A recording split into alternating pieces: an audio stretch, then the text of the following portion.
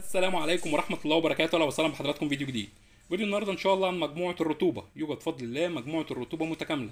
كمان يوجد جميع قطع الغيار من ترموستات الرطوبة، موتور ضخ المية للرشاشات بالأدابتور، موجود كمان حطكم الوصلة تي اللي بنوصل فيها الخراطيم والرشاشات، موجود كمان حطكم خراطيم الرشاشات، كمان موجود جميع مقاسات الفانات من أول مقاس ال 12 في 12 لحد أكبر مقاس ال 20 في 20.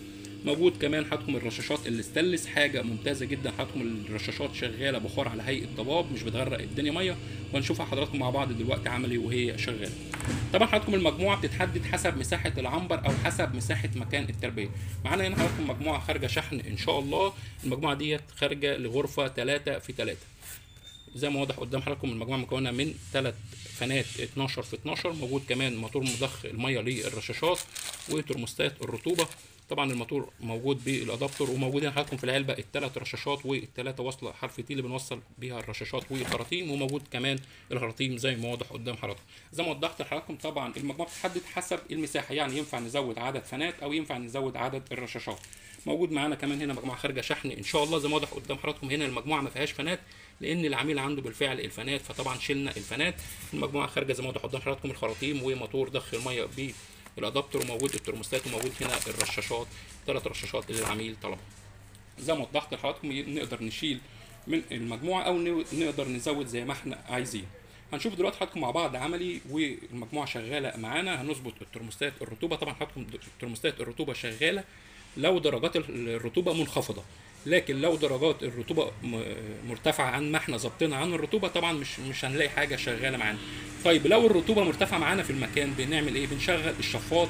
طبعا بنشغل الشفاط عن طريق لوحه التحكم اللي موجوده عندنا او عن طريق التايمر، مش بتكون شغاله عن طريق ترموستات الرطوبه. ترموستات الرطوبه شغاله فقط انها ترفع الرطوبه، وده اللي بنحتاجه دايما في فتره التحضير. طيب كم هي الرطوبه المثاليه اللي بتكون ثابته معانا طول الدوره؟ هي المثاليه طبعا من 60 ل 70، دي هتكون ممتازه جدا. يعني انا هظبط دلوقتي الترموستات ان انا عايز الرطوبه من 60 ل 70. معنى كده لو الرطوبه انخفضت عن 70 هنلاقي ان الترموستات شغلت معانا الموتور اللي هيشغل معانا الرشاشات اللي هيكون موجوده امام الفانات. هنشوف مع بعض دلوقتي حضراتكم بالنسبه للترموستات. طبعا الترموستات بتكون جايه بالشكل ده زي ما واضح قدام حضراتكم، ما بيكونش موجود فيها الفيش زي ما انا موصل.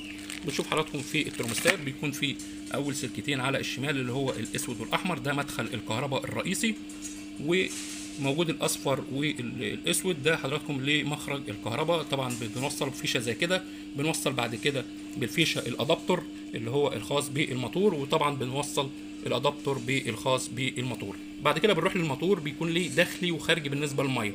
ده حضراتكم بالنسبه للداخل. طبعا الموتور بيكون موضح عليه من هنا كده، يعني حضرتك كل حاجه سهله ان شاء الله. ده داخلي الميه. طبعا بتوصل حضرتك الخرطوم زي كده، بنوصله بازازه او ببرميل او بجردل. اهم حاجه ان الميه تكون نظيفه معانا عشان خاطر ما تسدش معانا الموتور او تسد معانا الرشاشات. بعد كده من الناحيه الثانيه بنشوف الخارجي بتاع الرشاشات. ده طبعا حضراتكم الخارجي اللي هنوصله امام الرشاشات، الرشاشات اللي هتكون امام الفانات.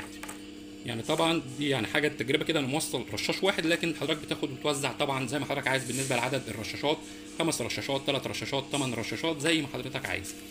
هنشوف دلوقتي مع بعض عملي هنظبط الرطوبه معانا على الترموستات.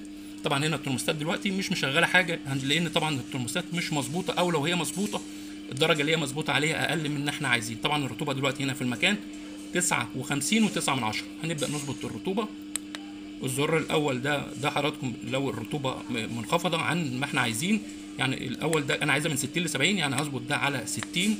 هدوس دوسه طويله على الزرار هلاقي الرقم بيروح ويجي زي ما واضح قدام حضراتكم. هظبط ده على 60.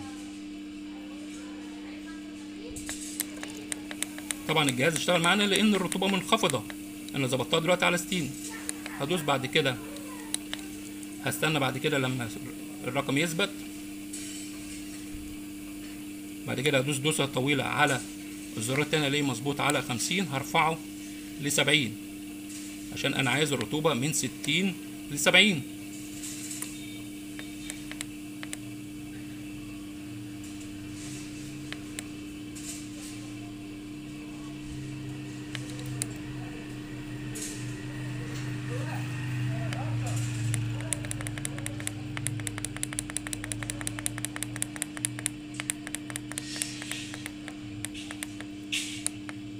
كده احنا ظبطنا الترموستات من 60 ل 70. هنشوف الرطوبه دلوقتي كام في المحل.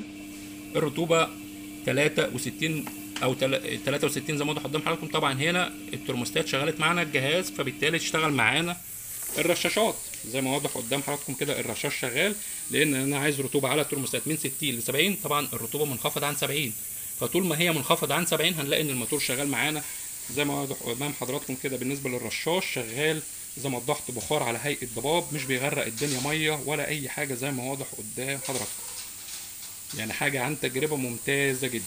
طيب نشوف كده بعد كده الرطوبه بقت معانا كام. زي ما واضح قدام حضراتكم الرطوبه بدات ترفع، بقت 68 و7. هنقرب كده. طيب الرشاش معانا بالنسبه لحساس الترموستات ده حضراتكم، حساس الترموستات هنقربه كده ونشوف مع بعض. طبعا زي ما واضح قدام حضراتكم الرطوبه رفعت، فبالتالي الترموستات فصل معانا الموتور، فالرشاش فصل زي ما واضح قدام حضراتكم. الرطوبه بدات رفعت كمان ل 81 او 80 زي ما واضح قدام حضراتكم، فبالتالي الترموستات فصلت معانا الرشاشات وفصلت معانا الجهاز. كده الجهاز مظبوط ان الرطوبه تبقى من 60 ل 70، نزلت عن 70 على طول الترموستات هيشغل معانا الجهاز. كده شفنا حضراتكم عملي بالنسبه لتشغيل الترموستات، شغلت الموتور والموتور شغل معانا الرشاشات اللي هتكون موجوده امام الفنان. عن تجربه حاجه ممتازه جدا ان احنا نستخدمها نرفع بها الرطوبه، لان الرطوبه مهمه جدا في فتره التحضير. يوجد حضراتكم المجموعه متكامله بفضل الله، ويوجد جميع قطع الغيار من الترموستات، موتور ضخ الميه بالادابتور موجود، كمان حضراتكم الرشاشات، الخراطيم، الفانات، كل حاجه موجوده باذن الله. وموجود حضراتكم جميع تصنيع لوحات التحكم بفضل الله. عنوان المحل حضراتكم في عزبة الهجانة مدينة نصر، ويوجد شحن لجميع المحافظات. شكرا والسلام عليكم ورحمة الله وبركاته.